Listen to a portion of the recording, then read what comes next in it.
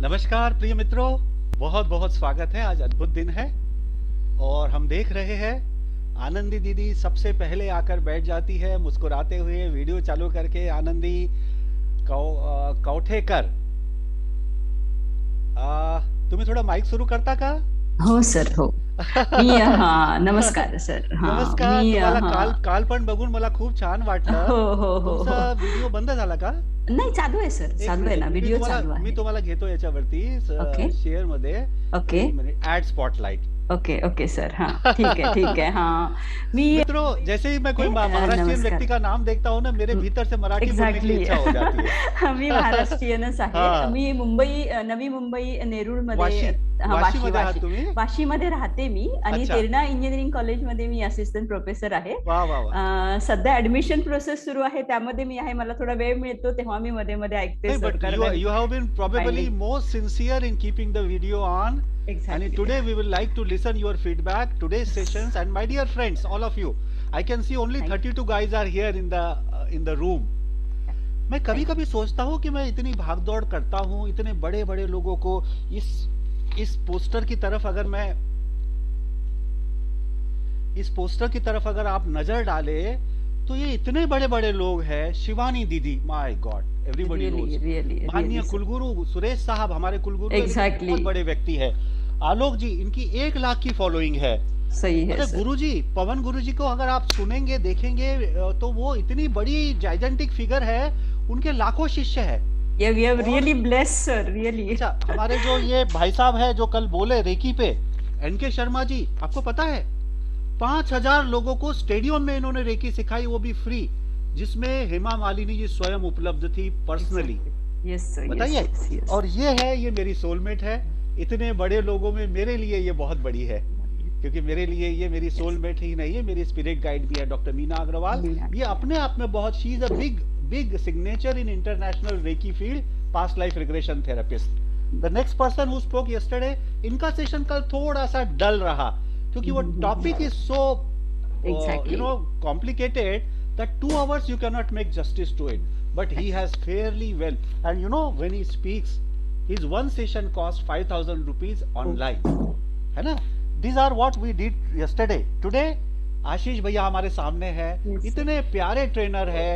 Neuro linguistic programming is such a wonderful art of programming your mind, and he is a master. And ये सब लोग इतने सहजता से, हमारे कुलपति ने इनको रिक्वेस्ट की और तैयार हो गए. पिछली बार इनके और मेरे जो गुरु है, कौन है भैया आशीष जी? आपके हमारे गुरु कौन है? राम वर्मा सर. हाँ, राम वर्मा सर को नहीं जानते ऐसा कोई हमारे ग्रुप ट्रेनर, नहीं होगा. बिल्कुल जी, he is ji. Our trainer. तो आशीष और मैं, हम दोनों गुरु भाई है, क्योंकि हम दोनों के गुरु एक है. पिछले बार वो थे, इस बार राम वर्मा जी ने बोला चैतन्य जी आशीष को बुलाओ. मैं कितने दिन करूंगा, तो Ashish is here, he readily agreed. इतना बिजी इनका शेड्यूल होता है, बट ही इज देयर. आज जो साध्वी यहाँ पे आने वाली है, देवी माँ, इनकी बहुत गजब की फॉलोइंग है, और सनातन धर्म की जो पूजा है और उसका जो आख्यान है, अद्भुत है उनका. और हमारे कुलपति तो ही इज ए जेम. अभी तक हमने इतना झलक ली है, इसके बाद जो है वो भी उसी तल के सब लोग हैं. Why I am saying so? In spite of that, I am finding 37 people in group. कभी कभी मुझे लगता है, I feel sometimes that I am doing so much and people are not there. तो मेरे गुरुजी मुझसे कहते थे, बेटा सब्जी मार्केट में जाते हो, वो बहुत रश होता है, but when you go to जोहरी बाजार, when you go to diamond market, do you find a flock of people? No. इन्हें चुने लोग होते हैं जो हीरे खरीदते हैं और हीरे तराशते हैं, हीरे धारण करते हैं. I congratulate you all my dear friends. Anandi दीदी, अभी शिखा शर्मा, अमित गुप्ता, बबीता अग्रवाल, भवानी, चंदन, मेहरा जी कल बोले भी थे, दीप्ति सिंगल, दिनेश कुमार, अतुल भारद्वाज, सुनील अग्रवाल, सुनीता द्विवेदी, हराले जी, राखी तिवारी कल बहुत प्यारा बोली है. मुझे अड़चन हो रही थी उनको कहने में कि दीदी समय खत्म हो गया. आज भी वही होने वाला है. और आज तो खास बात यह है कि आशीष भाई ने बोला मेरा कोई परिचय मत देना. I don't want to kill time. I don't want, मैं क्या हूं कैसा हूं कुछ नहीं कहना. और just invite me, I would take full 2 hours. बट हमको अपना सम्मान का काम पूरा करना है, और सम्मान पूरा करने के लिए मैं आज के होस्ट एडवोकेट तन्मय अग्रवाल जी, इनको मैं आमंत्रित करता हूं कि वो थोड़ा सा तो जस्टिस करे आशीष जी का परिचय और स्वागत देकर। ओम नमः शिवाय। बहुत बहुत नमस्कार मेरा दिल की गहराइयों से सभी को, to all the participants. I welcome you back to this faculty development program by Atal, and today our expert speaker Mr. Ashish Nagar is here to embrace us with all of his life experiences.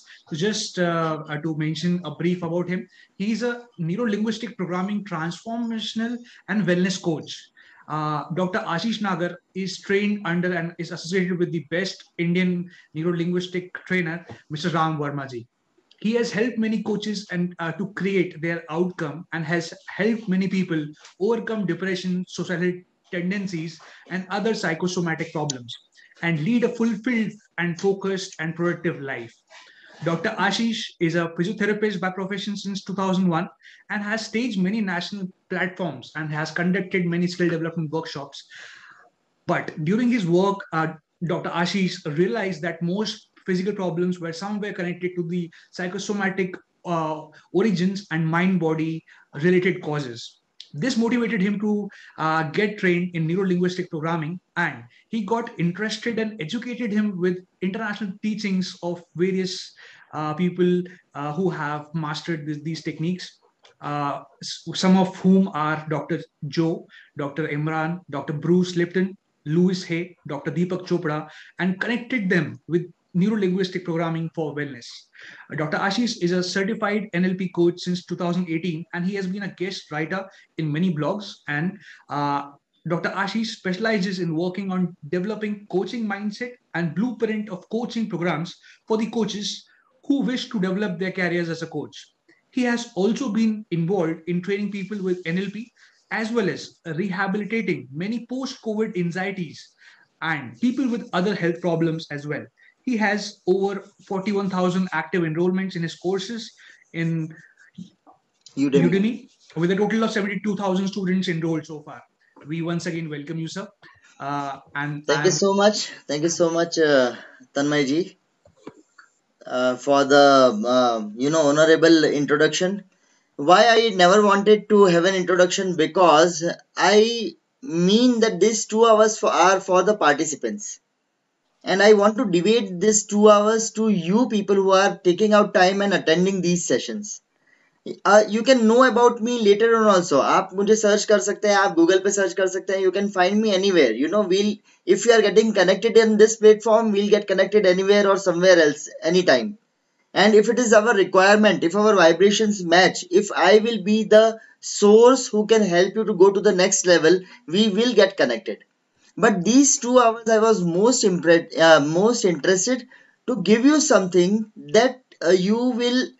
It is definitely away from the concept of this whole program. The whole program is working on some healing therapies, but today I'm going to show you that how you will implement it. How listening these lectures is not going to help you, but how it should create a change in you. Because until and unless there is a change in your action, there is a change in your behavior, हम बैठे बैठे कितने भी lecture सुन ले, कितनी भी चीजें involve हो जाए, पर वो हमें कोई रिजल्ट नहीं देगी जब तक वो हमारे एक्शन में चेंज क्रिएट नहीं करेगी. And that is what NLP does. That is where NLP works. That is where the whole gist of NLP is, that how to bring this learning. आपने बहुत कुछ सीखा हुआ है. All the participants here are quite knowledgeable. They are quite educated. They are all working on very respective posts. But how to apply the knowledge that you are gaining to yourself? How you can transform this knowledge and how you can implement on yourself so that you become an idol for the people who are around you. It's not about preaching something. It's about idealizing the thing. It's about becoming the idol whom students follow, whom your followers follow. और जब आप इस चीज को अपने अंदर उतारते हैं, अगर आपने अपने एक्शन में चेंज क्रिएट कर लिया, अगर आपने अपने बिहेवियर में कल सुबह उठकर के अगर आपको वही विचार नहीं आए जो रोज आते हैं, that means it has caused a change in your thought process. That means it has caused a change in your subconscious mind. And that is where the change begins.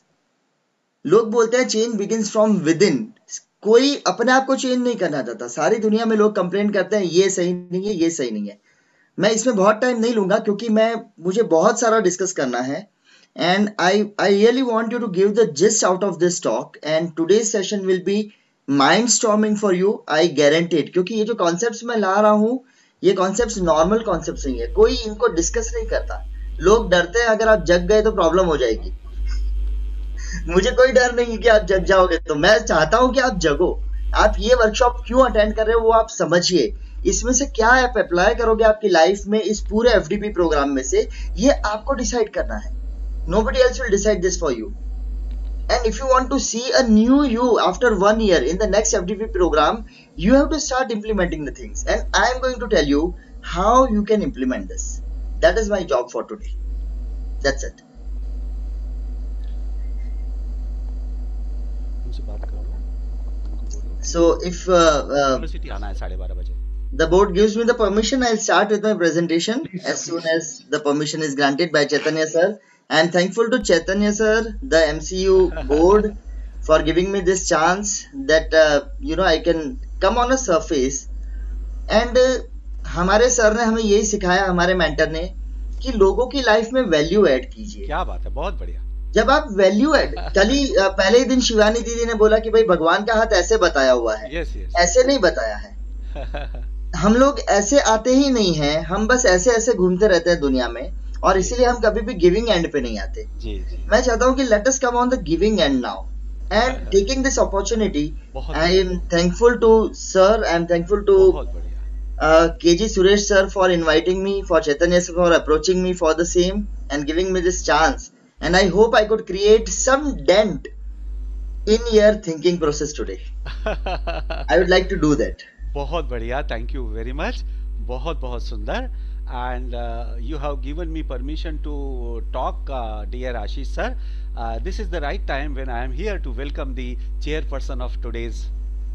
Anup Sarup sir. Thank you so much. Very nice to my heartiest welcome from Melbourne, Australia. भाई So साहब very बहुत nice बहुत to see you. नमस्कार, स्वागत है आपका। Yeah, and you are presently in Australia, I am told. yeah, exactly. Because of the pandemic, and yeah, so very nice to see everybody. Very distant gathering we have got. I was in another meeting, Yes, so sir. I'm sorry. My apologies for being late. No, sir, you are not late. In fact, it's my apology. I know it that you are so nice. And my dear friends, as I was telling you, कि ये जो Galaxy है जो हमको मिल रहे हैं, सब संत जन है। प्रोफेसर अनूप स्वरूप, he is such a gigantic figure, a Gandhian, global knowledge. He is the founding chairman of Global Knowledge Alliance. He is a member of. He has been an officer of Indian Revenue Services.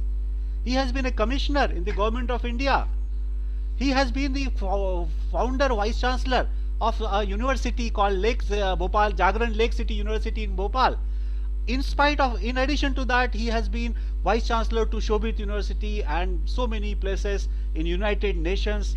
He has authored very, very respected books around the globe on economics engagement, on free trade agreements, on Gandhian philosophy, on peace movement. He has been a visitor of Monash University in Australia, a speaker and resource person in universities and think tanks in India. He is such a gigantic figure and such a down-to-earth, Bhai Sahab.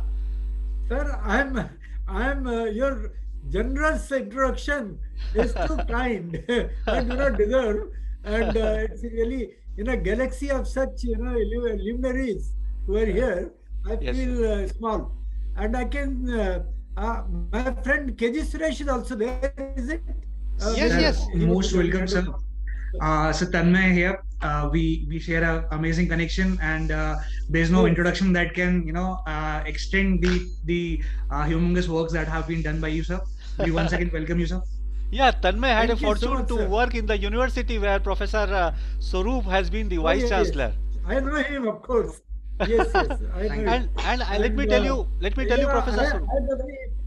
Yeah, please. Let me tell you, when Professor Suresh, our Kulguru, saw your name in the galaxy of chairpersons, he said, why didn't you invite him in my session as the chairperson? Actually, Dr. KG Suresh, Yeah. he's a very old friend. Yes, In sir. fact, Yes, he sir. was also a visiting professor at Jagran. This I Yes, didn't tell yes. you earlier. Yes, sir. So, I mean, I am really obliged being a part of all of you today. Sir, so nice Yeah, of you. wonderful. Most welcome to you. And let me tell you that Ashish is one very recognized trainer and coach, young man. And not only that, he is today going to address on neuro-linguistic programming. And Please. With your kind permission as chairperson, we would request him to start the session, sir. Yeah, please start. Thank you so much, Anup sir, and I'm obliged to have you in this session. I feel very small when I look these dignitaries in front of me, but I'll try to do the part that a small lamp does, and I'll just try to enlighten with whatever I have with me right now. So, if with your due permission, I would like to share my presentation and start off the thing, sir, if you please permit me. Chairman, sir. Please, sir, please carry on. Thank you so much. That somewhere in between, I've got another meeting which is going on. So Yes. I'll have to, leave. Right, But just right. carry on, please. Right. It's absolutely fine. Thank you so much, sir. Thank you so much. Om Namah Shivaya, sir. No. Now it's all yours. Right, Shri sir. Ashish ji. Yes, sir. Okay, actually, I was going to take a free talk, but then there is no limit to a free talk. If I start speaking, then I get into Ram Verma sir's attire. So then I thought of creating a PowerPoint presentation so that I can limit myself. Ashish sir, Ji. one little feedback. Yes, sir. Though you are very much inclined to give maximum in the given span of time, Ji, sir. I would suggest you as a feedback to talk a little slower than what you are Yeah. presenting. Right, Yeah, sir. Yeah. Thank you. Okay. Please don't mind. Sir, You are is like my English younger brother. is English fine, or do I need to go for English Bilingual and is Hindi? okay. Bilingual is okay as you are Bilingual is comfortable. As you are okay. comfortable, right, sir? Absolutely fine. Thank you so much, sir. Okay, let us start with the program. I am coming in my zone with the things, and let me start. We all know that we are attending a FDP program in regaining effective creativity and peace of mind. And it is under the life skill management and stress management that we are taking this particular program. Again, as I have posted in the group in the morning also, I want people to have a notebook and a pen and a water bottle and another device if they want to record the exercises that I'm going to make them do during the session, and a confined place. Most probably, if you are not disturbed, that will be the best thing. And I request everybody who is attending to take lot of notes and make sure that they take an action towards whatever I am going to share. I would also request a few people to keep their camera on so that I can just confirm whether I am audible or not. If I am audible, please show me a thumbs up. Very good. Thank you so much, ma'am. And I'll be looking towards to you. The aim of today's workshop is reclaim your focus in your life with neuro-linguistic programming. I will not be getting into a lot of details about neuro-linguistic programming because it is another ocean. So I'll not try to take you in that ocean, but I'll give you the pearls from the ocean that you can apply outrightly even after this workshop, and you can start using them.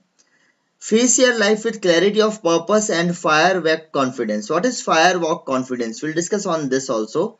And clarity of purpose is the main thing. We work on the outcome, and I'll take you through a journey in this whole workshop. Last thing is, it is a complete mindset makeover retreat. This is almost a weekend program that I take, and I'm taking it in 2 hours. So please forgive me if I get a little bit faster at certain places. Already Tanmay sir has given my introduction. I'm a physiotherapist. I'm an NLP transformation and wellness coach. Why I say transformation? Because you have already heard my philosophy that if a change is not created inside you after you are having a counseling session with me, then it is not worth having a session with me. So I believe that if you are having a workshop that is your mindset change workshop, you need to recreate, you need to show it in your action. Until and unless it comes in your action, you will not be able to get anything out of that workshop. Sir. So, yes sir. Sir, थोड़ा सा speed कम कर दीजिए please. हाँ जी, okay. Take a deep और breath. मैं क्या करता हूँ, नहीं मेरा सर, मैं जोन में आने के बाद थोड़ी मेरी स्पीड बढ़ जाती है. मैं थोड़ा लैंग्वेज चेंज करता रहूंगा तो शायद मैं जी. अपनी स्पीड पे ब्रेक लगा दूंगा थोड़ा सा। मैं इसलिए कह रहा हूँ कि you are like my younger brother. नहीं, I definitely I need to welcome your opinions and I'll be following them. Love you sir. और मैं NLP ट्रेनर और मास्टर कोच हूँ। I am trained under Ram Verma sir in 2018. Since then I have been working in neuro-linguistic programming. Exclusively I am training people. I am working as a neuro-linguistic programming therapist. And my main area of work is I help the coaches trained under Ram Verma sir to develop their programs and to how they can reach a level where they can start implementing the programs. इसीलिए आप लोग already एक ऐसे बंदे से बात कर रहे हैं जो कोचेस के माइंडसेट के साथ काम कर रहा है. It is not that I am working with normal NLP training, but I am more involve with coaching. तो मैं आपको आज जो भी कुछ देने वाला हूं, आप यही समझिएगा कि मैं आपको अपनी लाइफ में एक कोच बनने के लिए तैयार कर रहा हूं. Topics that will be covered very quickly. How the mind works. हम लोग सोचते हैं हमारा कंट्रोल बाहर की दुनिया में है, तो उस कंट्रोल को कैसे वापस लेना है. मूड हमारा बहुत बड़ा प्रॉब्लम होता है. हम बहुत काम करना चाहते हैं लेकिन हमें नहीं पता कि हमें मूड में कैसे आना है. How to get the mood to do the job. So वो मैं आपको बताऊंगा. मैं आपकी बहुत बड़ी हेल्प करूंगा to find your purpose and to align yourself for whatever you want to do. और मैं आप लोगों को काफी सारा होमवर्क देने वाला हूं जो बिल्कुल आपके डिस्पोजल पे है. आप करेंगे तो बहुत अच्छा होगा, और आपको उसमें मेरी हेल्प की जरूरत होगी तो I will be available. So let us move. The main thing is I want you to take an awakening from here, not just listen as a motivation talk. This is not a motivation talk that I'm going to give over here. It's very simple. This must be making you uncomfortable. You must feel uneasy with where you are, and you must have an insight, an introception कि हम क्यों कर रहे हैं जो भी हम कर रहे हैं. और आज की टॉक के बाद आप अपने अगले 5-10 साल के बारे में प्रिपेयर होने के बारे में सोचेंगे. अगर एक थॉट भी आपके दिमाग में आता है तो मैं सोचूंगा कि I was effective. So let us move again. Take lot of notes and record the exercises whichever you wish to record. बात शुरू करते हैं स्ट्रेस और क्रिएटिविटी से, जो हमारे इस पूरे कॉन्सेप्ट का बेस है. स्ट्रेस और क्रिएटिविटी नॉर्मली इनवर्सली प्रोपोर्शनल होते हैं. कुछ अमाउंट का स्ट्रेस हमारे लिए जरूरी होता है जिसे यू स्ट्रेस कहा जाता है. The positive stress is definitely important and necessary for stimulating creating you, but when a stress crosses a certain level then the creativity starts reducing. This is a basic problem and nobody addresses this problem. Nobody understands this problem. Deadlines are given to you, stress is given to you, and people think that you will work better with stress. Up to a certain level it's very good. It will demand something from you, but after a certain level, stress starts reducing your creativity. So where does the creativity go when stress comes in? Let's discuss about this. सबसे पहली बात कि stress होता क्या है, मैं बहुत simplified language में बताऊंगा. बहुत चीजों में बहुत कॉम्प्लिकेटेड चीजें दी हुई हैं बहुत बुक्स में. It is only that as a living being we always try to maintain a balance. हमें हमारे एक्सटर्नल और इंटरनल में बैलेंस चाहिए. हमारे माइंड और बॉडी में बैलेंस चाहिए. हमें हमारे कॉन्शियसनेस और सब कॉन्शियसनेस में बैलेंस चाहिए. हमें हमारी वर्क लाइफ में बैलेंस चाहिए. हमें हमारी बॉडी के फंक्शंस में भी बैलेंस चाहिए, जिसे होम्योस्टेसिस कहते हैं. जब भी बॉडी के अंदर होम्योस्टेसिस डिस्टर्ब होता है तो बॉडी में स्ट्रेस क्रिएट होता है, और जब भी हमारी लाइफ का बैलेंस डिस्टर्ब होता है तो हमारे अंदर स्ट्रेस क्रिएट होता है. और जब हम मानते हैं कि हम इस बैलेंस को नहीं मेंटेन कर पाएंगे, that is the point where you think that the things are out of your control. और जैसे ही आपको लगता है कि चीजें आपके कंट्रोल के बाहर जा रही है तो you start getting feeling stressful. You start feeling कि यार कुछ भी मेरे हाथ में नहीं है, कुछ भी मेरे कंट्रोल में नहीं है. और आप पहला क्वेश्चन यही पूछते हो कि मैं इस एनवायरनमेंट के साथ, इन चीजों के साथ स्ट्रगल कर रहा हूं. जब मैं अपने डे टू डे बैलेंस के साथ स्ट्रगल कर रहा हूं तो मैं कैसे इफेक्टिवली क्रिएटिव हो सकता हूं. जब मैं अपने कमाई के साधनों को गिन रहा हूं और जब मैं अपने रिसोर्सेज को देखता हूं तो मुझे लगता है कि मेरे पास रिसोर्सेज नहीं है, मेरे पास वो सब चीजें नहीं है जिससे मैं एक बैलेंस लाइफ जी सकता हूं. और ये जो सबसे बड़ी आपकी सर्टेनिटी जो जाती है, जो आप सोचते हो कि मेरे हाथ से कंट्रोल जा रहा है, ये सबसे बड़ी प्रॉब्लम है जो आपके अंदर स्ट्रेस क्रिएट करता है. It is a very simple explanation. It is not a very detailed explanation. So how to reverse this equation? Simple. हमारा क्वेश्चन क्या है, हम ये सारे वर्कशॉप्स क्यों अटेंड कर रहे हैं? क्योंकि हम देख रहे हैं कि हम इस इक्वेशन को कैसे रिवर्स करें, हम कैसे स्ट्रेस को कम करें और क्रिएटिविटी को बढ़ाएं. बहुत सिंपल आंसर है। Number 1, you should have a very strong and clear focus. Energy flows where focus goes. और इस फोकस को जब हम कॉन्फिडेंट एक्शन के साथ कंबाइन करते हैं, that is where you get enhance performance. A very simple theory. Problem is हमारा फोकस ही इतना डाइवर्सिफाइड है, हम लोग सोचते हैं कि हम हमारे खुद के हमारी चीजें ही हमारे कंट्रोल में नहीं है।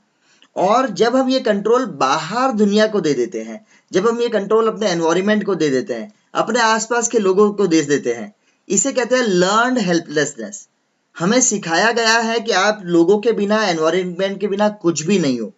जैसा कल सर भी बोल रहे थे कि आपकी बॉडी में ऑलरेडी हीलिंग पावर्स है, पर हम बाहर की दुनिया पे इतने डिपेंड हो जाते हैं कि हम अपने अंदर की पावर्स को खोने लगते हैं।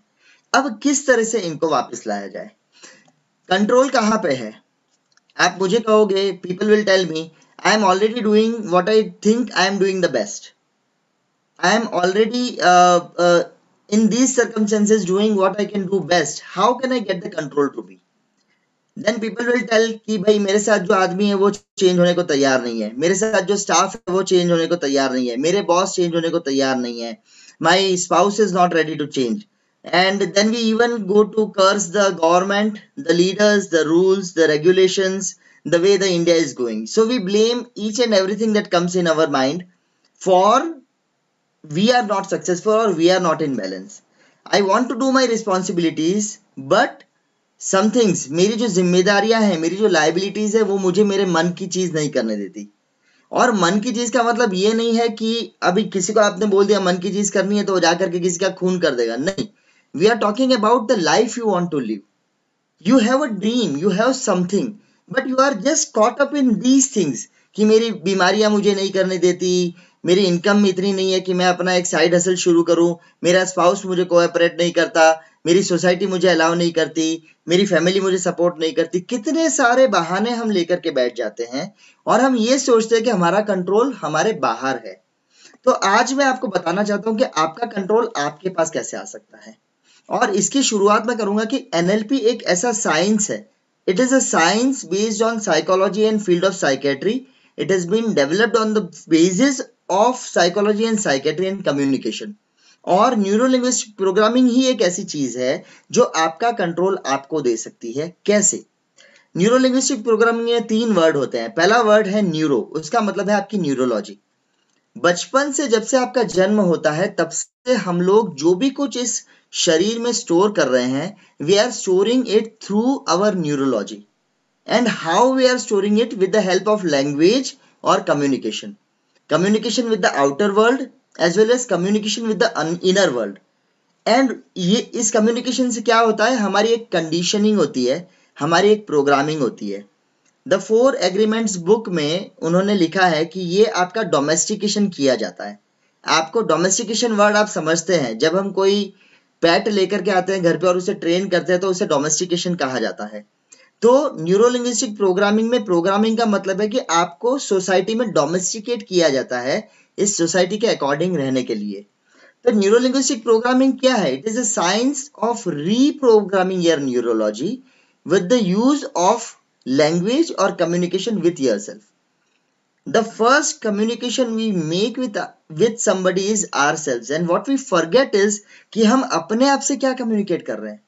और जब हम यही नहीं जानते हैं कि हम अपने आप को क्या बोल रहे हैं दिन रात, सुबह उठते समय, रात को सोते समय, when we get up in the morning, what are the things that we are saying to ourselves? The whole world is saying get up in the morning, do gratitude, but what is your status? What happens to your mind when you get up in the morning? So this is the thing that is actually creating a problem inside you.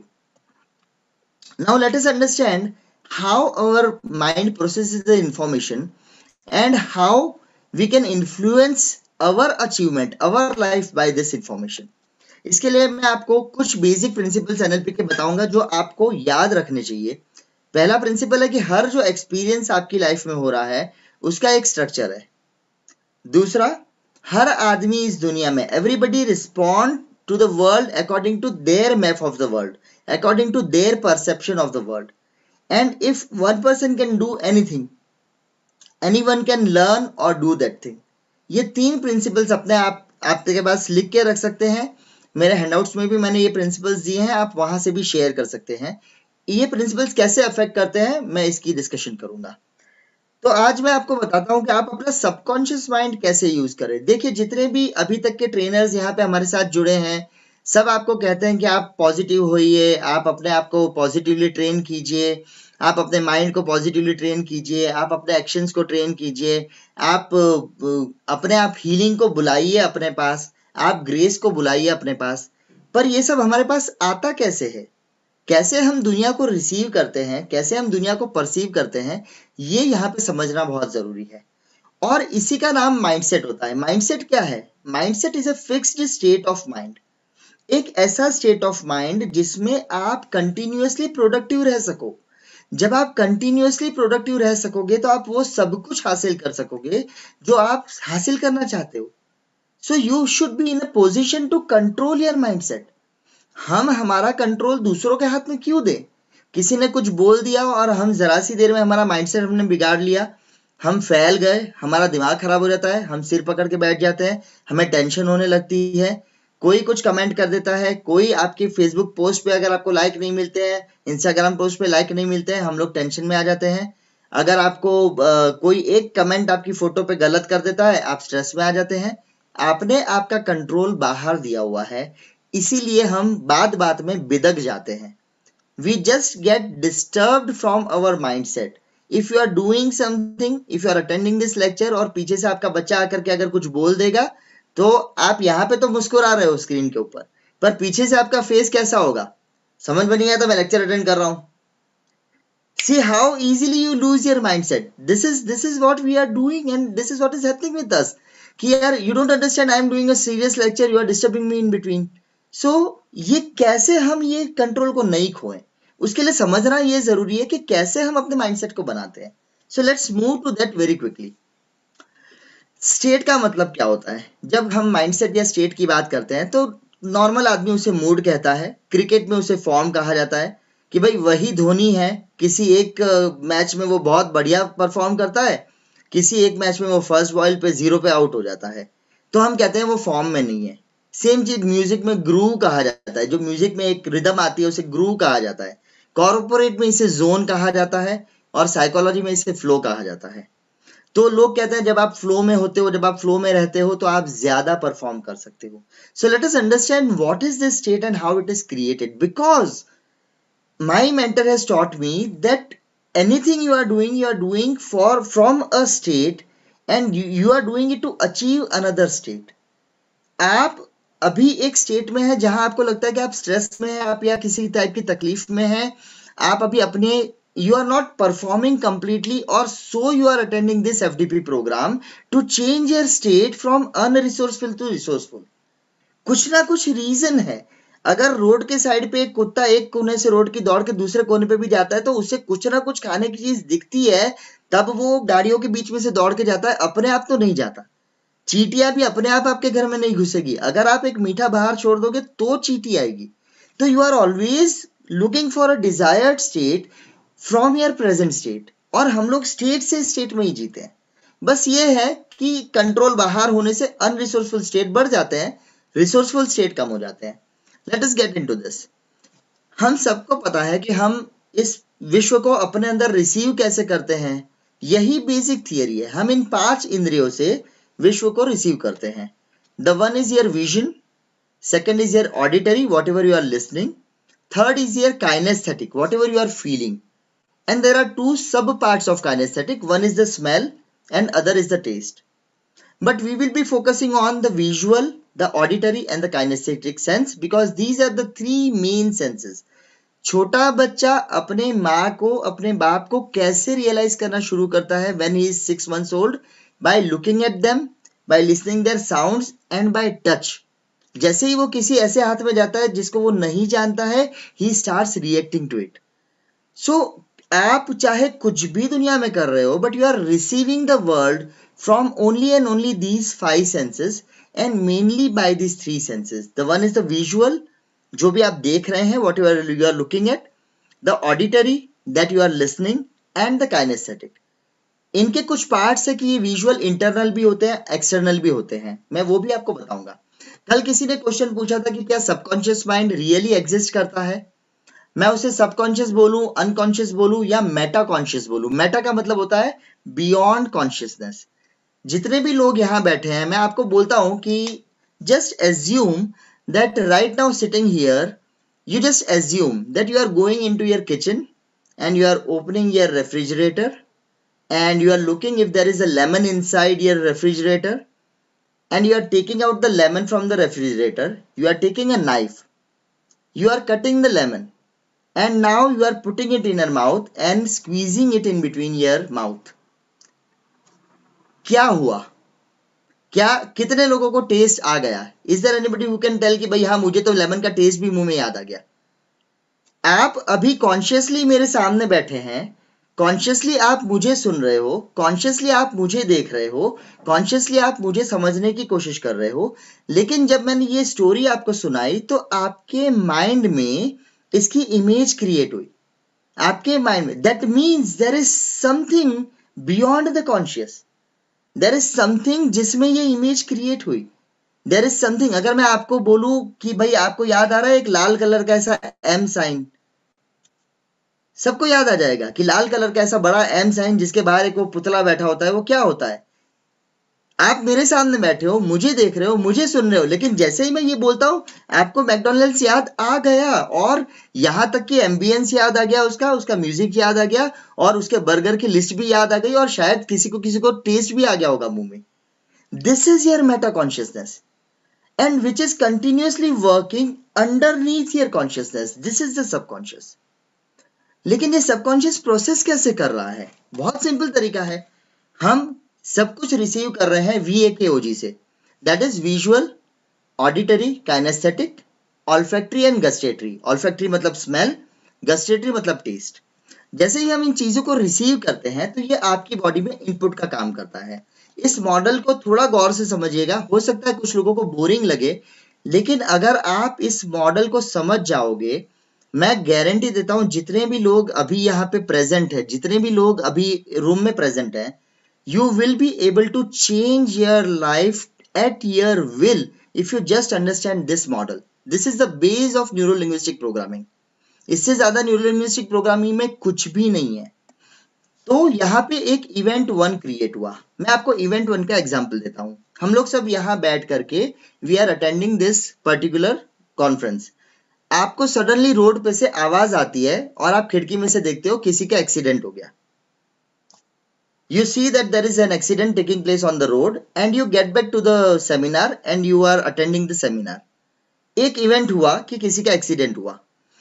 जिसका accident हुआ, जिसको चोट लगी, जिसका पैर fracture हुआ, उसके लिए इवेंट कैसा है? आपके लिए वो इवेंट कैसा था कि किसी का एक्सीडेंट हुआ है और वहां पे बात खत्म हो गई। लेकिन जिसका एक्सीडेंट हुआ है उसके लिए ये पेनफुल इवेंट है। वो बोलेगा कि मेरा एक्सीडेंट हो गया, मेरा पैर टूट गया, मुझे बहुत सारे काम करने थे, मेरे काम रह गए। सेम इवेंट है, इवेंट है एक्सीडेंट का, आपने अलग परसीव किया, जिसका एक्सीडेंट हुआ है उसने अलग परसीव किया। अब लोग उसे एक हॉस्पिटल में लेके जाते हैं जिस डॉक्टर ने नया हॉस्पिटल खोला है। उसने करोड़ों रुपए खर्चा करके अपना MS ऑर्थो पूरा करके उसने एक नया हॉस्पिटल खोला और पहला पेशेंट उसके पास आया, वो तुरंत फोटो खींच के डालेगा, first patient came in my hospital and he is having fracture of his fibula and I am going to operate him. और फेसबुक पे लोग क्या करेंगे? कांग्रेचुलेशंस भाई, वेरी गुड भाई, all the best, do the best you can do. उसी event का perception, क्या डॉक्टर दुखी है उस एक्सीडेंट को लेकर के? नहीं। क्या आप दुखी हो उस एक्सीडेंट को लेकर के? क्या आप खुश हो? नहीं। एक ही इवेंट है, उस इवेंट का परसेप्शन हर एक के दिमाग में अलग अलग हुआ। आपके दिमाग में अलग हुआ, उस पेशेंट के दिमाग में अलग हुआ और उस डॉक्टर के दिमाग में अलग हुआ। तो जो ओरिजिनल इवेंट है उसे हम बोलेंगे event 1। This is the original event that has taken place. फिर क्या हुआ कि इस इवेंट का परसेप्शन चेंज हुआ। इसका परसेप्शन चेंज हुआ क्योंकि ये इवेंट एक फिल्टर में से क्रॉस हुआ। उस फिल्टर को क्या बोलते हैं? उसे बोलते हैं DDG फिल्टर। हम लोग, हमारी न्यूरोलॉजी इतनी स्ट्रांग है, हम हर मिनट अपने आसपास के एनवायरनमेंट से, अपने वेरियस सेंसेस से 2 से 2.5 मिलियन इनपुट्स रिसीव करते हैं। अभी भी जब आप बैठे हुए हो तो बहुत सारे इनपुट्स आपके अंदर आ रहे हैं, लेकिन हमारा माइंड उन इनपुट्स को माइनस करके 5 से 7 जरूरी चीजों को स्टोर करता है, बाकी चीजों को खत्म कर देता है। और वो इन चीजों को स्टोर कहाँ करता है? हमारे न्यूरॉन्स में। Where are these things stored? In neurons. और रिसर्च ने बताया है कि हमारे बॉडी में 80 बिलियन न्यूरॉन्स हैं और एक न्यूरॉन की कैपेसिटी है 82 GB। This is research based. इतनी सारी कैपेसिटी होने के बाद भी हम जो कुछ भी देखते हैं सब याद नहीं रख सकते।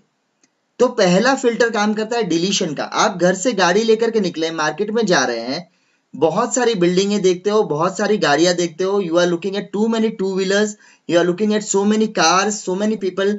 Do you remember all the two wheelers, all the cars, all the people? No. You see so many shops, but you remember only the shops that interest you.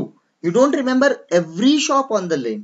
If you regularly go through that way, you might increase your memory, and so we delete so much information that is not necessary for us. This is the first filter. The second filter is distortion filter. It is very simple. We correlate the information coming to us to the information we already have. If you know that there is a water bottle, and if I show you this water bottle, you know that this is a water bottle that keeps hot and cold water. So you will correlate it with your memory, with the information about water bottle inside you, and you will just divide it. आप उसे divide कर दोगे कि ठीक है ये पानी की बोतल है और इसमें गर्म और ठंडा पानी रखा जाता है। तो इंफॉर्मेशन आपके पास ऑलरेडी अवेलेबल है। जो भी नई इंफॉर्मेशन आपके पास आती है आप उसे अपने तरीके से प्रोसेस करके और स्टोर करते हैं। इसे डिस्टॉर्शन कहते हैं। डिस्टॉर्शन का एक एग्जांपल मैं आपको देता हूं। आपने ये वर्कशॉप पूरी होने के बाद कल मुझे मैसेज किया कि आशीष सर आपकी वर्कशॉप बहुत अच्छी थी, बहुत बढ़िया थी, मुझे एक क्वेश्चन है, इस क्वेश्चन का आंसर दीजिए। किसी कारण से मैं 2-3 दिन तक आंसर नहीं दे पाया। आपने तुरंत उसको डिस्टॉर्ट कर दिया कि यार आशीष वैसे तो बहुत बड़ी बड़ी बातें कर रहा था लेक्चर में, but he is too busy और he is not even bothered कि वो हमें रिप्लाई भी नहीं दे रहा है। तो इवेंट 1 क्या था? मेरा रिप्लाई नहीं देना। उसके पीछे कोई भी रीजन हो सकता है। और इवेंट 2 आपके अंदर क्या क्रिएट हुआ कि भाई वो इगोइस्टिक आदमी होगा या वो बहुत महान आदमी होगा, बहुत बिजी आदमी होगा, इसलिए वो टाइम नहीं निकाल रहा है। तो आपने तुरंत क्या किया? उसका डिस्टॉर्शन कर दिया। तीसरा फिल्टर जो हम यूज करते हैं उसे कहते हैं जनरलाइजेशन फिल्टर। जो चीजें आपको पता है आप उनको जनरलाइज कर देते हो। आप सिर्फ उन चीजों की तरफ देखते हो जो नई आपको मिलती है। अभी भी जब मैं आपसे बात कर रहा हूं तो ये फिल्टर कंटिन्यूअसली आपके अंदर काम कर रहा है। तो इस फिल्टर के इफेक्ट से क्या क्रिएट होता है? जो आपके माइंड में इवेंट क्रिएट हुआ उसे हम लोग इवेंट 2 कहेंगे। इवेंट 2 को लोग इंटरनल मैप कहते हैं, इवेंट 2 को मेमोरी कहते हैं, इवेंट 2 को सब्जेक्टिव एक्सपीरियंस कहते हैं। मैंने एक्सीडेंट वाला एग्जांपल आपको दिया। I give you an example of the accident. There is a subjective analysis और subjective perception. Perception is personal reception. What is perception? Personal reception of the event. Each person will recept it in its own way. और यहां से बनती है subconscious patterns या memory create होती है। ये मेमोरी हमारे रेफरेंसेस का काम करती है। अगली बार जब आप कोई भी काम करने जाओगे, कोई भी चीज सीखने जाओगे तो आप उसका रेफरेंस कहां से लोगे? आपकी मेमोरी में से, आपके इंटरनल मैप में से, राइट? और ये चीज एक आपके अंदर, ये जो इवेंट हुए वो आपके अंदर एक चीज क्रिएट करता है जिसे हम लोग कहते हैं स्टेट। स्टेट मैंने ऑलरेडी आपको बता दिया। स्टेट क्या है? एक मूड क्रिएट करता है। आपको किसी की बर्थडे पार्टी याद आ गई तो आपको आपका कैसा मूड क्रिएट होगा?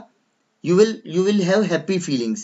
लेकिन अगर आपको किसी का लास्ट सेरेमनी याद आ गई जिसको आपने अटेंड किया था और उस बंदे के बारे में आप याद करोगे तो तुरंत आपका मन खट्टा हो जाता है। You start feeling unresourceful or not so good, right? So these events that we are collecting inside are always creating a state inside us, and this state can be resourceful and it can be unresourceful. Resourceful state का मतलब है positive states. इसके बारे में हम बाद में भी बात करेंगे, मैं थोड़ा सा आपको डिटेल में लेके जाऊंगा। और अनरिसोर्सफुल स्टेट का मतलब है कि जिसमें आपको मजा नहीं आता। चाहे किसी भी स्टेट में आप हो, आप एक चीज जरूर दोगे और उस चीज को बोलते हैं एक्शन। किसी भी स्टेट में हम रिएक्शन जरूर प्रोड्यूस करेंगे, हम एक्शन जरूर क्रिएट करेंगे और ये एक्शंस कंटिन्यूअसली जब रिपीट होते हैं तो वो हमारा बिहेवियर बनाते हैं। मैं फिर से कहता हूं, इवेंट 1 है, उसे आपने डिलीट, डिस्टॉर्ट, जनरलाइज किया और उसे अपने अंदर एक मेमोरी के रूप में, अपने स्वरूप में डाला। That is event 2। Every event is associated with either good or bad according to our experiences, and so it gives us a state that is called as resourceful or unresourceful. चाहे जो भी स्टेट होगा हम उसके response में action जरूर create करेंगे, और यही actions over a period of time जब रिपीटेड एक्शंस होते हैं तो वो बिहेवियर क्रिएट करते हैं. और रिस्पॉन्सेस किस तरह के हो सकते हैं? वो वर्बल हो सकते हैं या वो नॉन वर्बल हो सकते हैं. There can be two types of responses. Either it is a verbal response, right? Somebody has said you something and you responded him in the same tone. That is a verbal response. आप coffee shop में बैठे हैं, चाय की लारी पे खड़े हैं, कोई दो जन कुछ बात कर रहे हैं और आपके मन में हंसी आ गई या आपके मन में गुस्सा आ गया, तो भी आपने रिस्पॉन्स दे दिया. Already the response is given. Already you have created the response. You don't have to think of creating a response. Even without listening, or even if you are not interested about what they are talking about, but you hear some words, you hear Amitabh Bachchan, आपके कान लंबे हो जाते हैं और फिर वो लोग जो बात कर रहे थे वो सुन के अपन बोलते हैं अरे यार क्या बेकार की बातें कर रहे हैं. कई बार ये होता है हमारे साथ, तो रिस्पॉन्सेस क्रिएट हो जाते हैं. तो इन रिस्पॉन्सेस से जब आप बिहेवियर कर रहे हो, जब आप एक्शन कर रहे हो, तो आपको क्या मिलता है? आपको उस एक्शन के मिलते हैं रिजल्ट्स. और वो रिजल्ट जैसे आपका रिसोर्सफुल स्टेट है तो पॉजिटिव होगा, अनरिसोर्सफुल स्टेट तो नेगेटिव हो सकता है. और यही रिजल्ट्स, यही पूरी साइकिल हमारी लाइफ बनाती है. That is what is our life.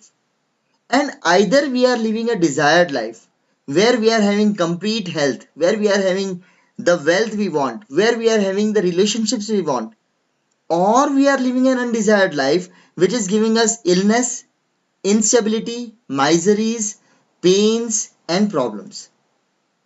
कौन क्रिएट कर रहा है? मुझे बताइए, हम किसके रिस्पॉन्स में जी रहे हैं? हम अपनी पूरी लाइफ को इवेंट 2 के रिस्पॉन्स में जी रहे हैं. इवेंट 1 तो जो हो गया एज इट इज वो हो गया, लेकिन जो उसका परसेप्शन हमारे अंदर है, उस परसेप्शन को लेकर के हम हमारी पूरी लाइफ जी रहे हैं और यहीं पे डिसाइड होता है. इसीलिए मैंने आपको बोला कि आज की वर्कशॉप के बाद ये आपका डिसीजन है कि आपको डिजायर्ड लाइफ जीनी है या अनडिजायर्ड लाइफ जीनी है, और कैसे इन मेमोरी का इफेक्ट को चेंज करें, कैसे अपने स्टेट को कंट्रोल करें, कैसे हम अपने रिस्पॉन्सेज को वर्बल या नॉन वर्बल को कंट्रोल करें, क्योंकि ये सारे रिस्पॉन्सेज ऑटोमेटिक है हमारे अंदर. आपको सोचना भी नहीं पड़ता. आप घर पे खड़े हैं, आपके बच्चे के हाथ से पानी भरा हुआ ग्लास जमीन पे गिर जाएगा, इंस्टेंटेनियसली आपका क्या रिस्पॉन्स होगा? क्या रिस्पॉन्स होगा आपका?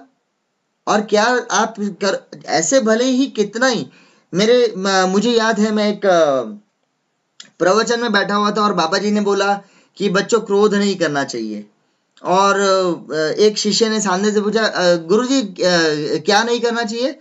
क्रोध नहीं करना चाहिए, मन को शांत रखना चाहिए. दूसरे ने पूछा गुरुजी क्या नहीं करना चाहिए? बोले क्रोध नहीं करना चाहिए, मन को शांत रखना चाहिए. और तीसरे ने पूछा गुरुजी क्या नहीं करना चाहिए? अरे गधे, समझ में नहीं आता क्या? क्रोध नहीं करना चाहिए, मन को शांत रखना चाहिए. So this is an automated response that you are giving. हम लोग हमारे पूरे जीवन में, आप अगर बैठ करके अभी सोचेंगे, आप सिर्फ ऑटोमेटिक रिस्पॉन्सेस को जी रहे हो. आप अपनी जो डिसीजंस आप ले रहे हो ये भी आपके कंडीशन डिसीजंस है. आपके पास के रेफरेंसेस से आप रेफरेंस उठाते हो. आप बोलते हो इस बंदे ने पहले ऐसा किया था, आशीष ने उस समय एफडीपी में ऐसा लेक्चर लिया था, तो आशीष अच्छा लेक्चर लेगा तो आप मुझे बुलाओगे.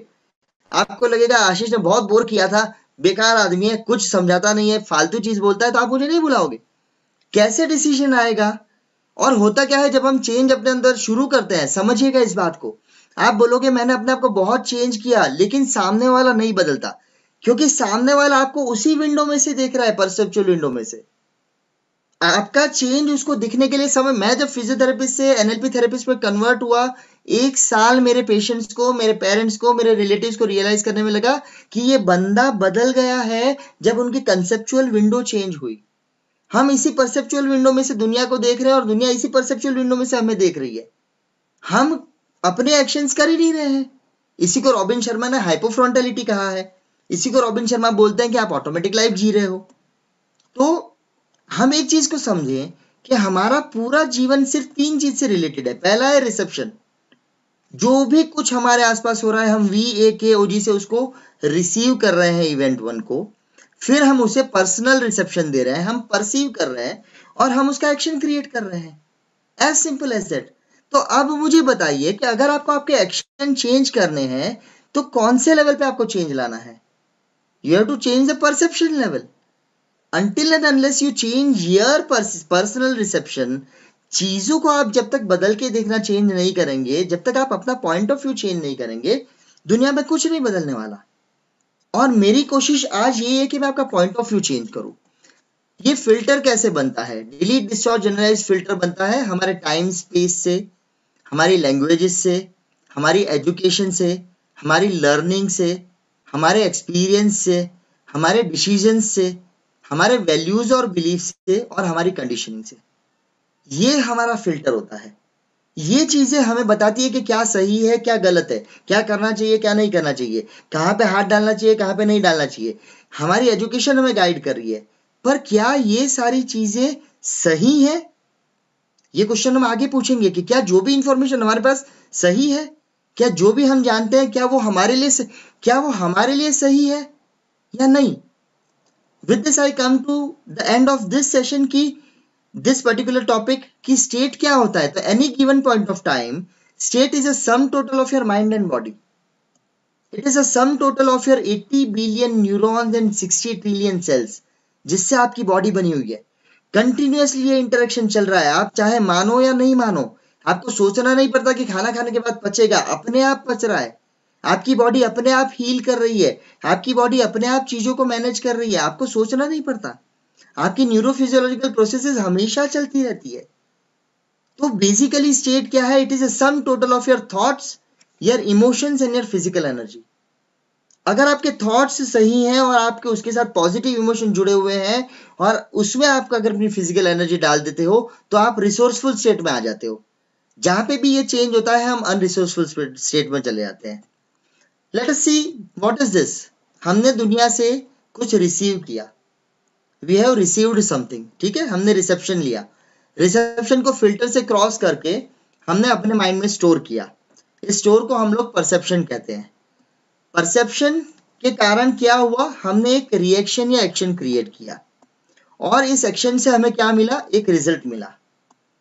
ये रिजल्ट सिर्फ हमें एक फीडबैक देता है कि ये पॉजिटिव रिजल्ट था या ये नेगेटिव रिजल्ट था। ग्रेजुअली जब ये फीडबैक मिलते हैं तो ये फीडबैक जुड़ करके कन्वर्ट होते हैं एक्सपीरियंसेस में। बार बार हमें जब फीडबैक मिलता है, हम एक रेस्टोरेंट में बार बार जाते हैं, पहली बार गए खाना अच्छा मिला, सर्विस अच्छी मिली, दूसरी बार गए खाना अच्छा मिला, सर्विस अच्छी मिली, तीसरी बार गए खाना अच्छा मिला, सर्विस अच्छी मिली। क्या हुआ? एक्सपीरियंस क्रिएट हुआ कि ये अच्छा रेस्टोरेंट है। ये एक्सपीरियंस एक बिलीफ आपके अंदर क्रिएट करता है और ये बिलीफ आपकी वैल्यूज डिसाइड करता है। मैं बिलीफ और वैल्यूज पे आगे बात करूंगा। और ये वैल्यूज जो आपके आसपास है ये आपकी आइडेंटिटी क्रिएट करती है कि मैं एक टीचर हूं, मैं ये हूं, मैं ये हूं, मैं ऐसी टीचर हूं, मैं ऐसी वाइफ हूं, मैं ऐसा हस्बैंड हूं, मैं ऐसा ये हूं। आपके रोल्स का जो फीडबैक मिलता है वो डिसाइड करता है कि आपकी आइडेंटिटी क्या है। इस तरह से हम अपनी आइडेंटिटी बनाते हैं और फिर इस ईड के पीछे, इट आइडेंटिटी को प्रोटेक्ट करने के पीछे हम अपने आप को कंप्लीटली डिस्टॉर्ट कर देते हैं। ये कैस्केड बहुत ध्यान से समझिएगा, कोई आपको ये कैस्केड नहीं समझाएगा। मैं आपको गारंटी दे रहा हूं, हजारों आप लेक्चर्स अटेंड कर लीजिए, ये कैस्केड सिंप्लीफाइड आपको कोई नहीं देगा। तो एक इंटरनल मैप क्या काम करता है? वो एक आपका स्टेट ऑफ माइंड क्रिएट करता है। उससे आप दो स्टेट में हो सकते हो। Either you can be an resourceful state where you are feeling love, confidence, happiness, flexibility, wellness। मैं आपको एग्जांपल देता हूं। अगर 3 दोस्त बस में ट्रेवल कर रहे हैं और 2 जन की सीट खाली है तो क्या होगा? वो तीनों दोस्त उस 2 की सीट में धसमसा करके बैठ जाएंगे। लेकिन अगर वहीं पे कोई और ट्रेवल कर रहा है जिसे आप नहीं जानते हो तो क्या आप उसके साथ एडजस्ट होगे? नहीं होगे। तो आप रिसोर्सफुल अपनी चॉइस से होते हो और अगर आप अनरिसोर्सफुल हो तो आपको सैडनेस फील होगी, डिप्रेशन फील होगा, एंगर फील होगा, इलनेस फील होगी और फ्रस्ट्रेशन फील होगा। पॉजिटिव स्टेट आपके लिए क्या काम करता है? पॉजिटिव स्टेट आपकी इम्यूनिटी को हेल्दी रखता है, आपके अंदर पॉजिटिव हार्मोन्स को रिलीज करता है, जैसे कि डोज हार्मोन हम कहते हैं, डोपामिन, ऑक्सीटोसिन, सेरोटोनिन और एंडोर्फिन्स, इन्हें रिलीज करता है। आपके ग्रोथ हार्मोन्स को रिलीज करता है और ये आपके बॉडी फंक्शंस को नॉर्मलाइज करने का काम करता है। और जब आपका पॉजिटिव स्टेट में आप हो तो आपको कैसी फीलिंग आती है? कॉन्फिडेंट फीलिंग आती है। आप गोल ओरिएंटेड होते हो, आप अपनी परफॉर्मेंस की बेस्ट स्टेट में होते हो, आप सक्सेस की तरफ काम कर रहे होते हो, आप ग्रोथ पे फोकस कर रहे होते हो। लेकिन अगर आप नेगेटिव स्टेट में हो, जो कि हम नॉर्मली होते ही हैं, तो क्या हो रहा है? आपकी इम्यूनिटी डिस्टर्ब हो जाती है। ये आपके अंदर स्ट्रेस हार्मोन्स का रिलीज करता है, जिसे एड्रेनालिन या कॉर्टिसोल बोलते हैं। और एड्रेनालिन और कॉर्टिसोल का रिलीज इस वर्कशॉप के दायरे में मैं वो पूरी मैकेनिज्म नहीं ले सकता हूं, लेकिन एड्रेनालिन और कॉर्टिसोल दो ऐसे हार्मोन हैं जो आपकी बॉडी में diabetes, fat, migraine, viral attack, allergy, auto immune disorder सब कुछ क्रिएट कर रहे हैं। मैं जो भी कुछ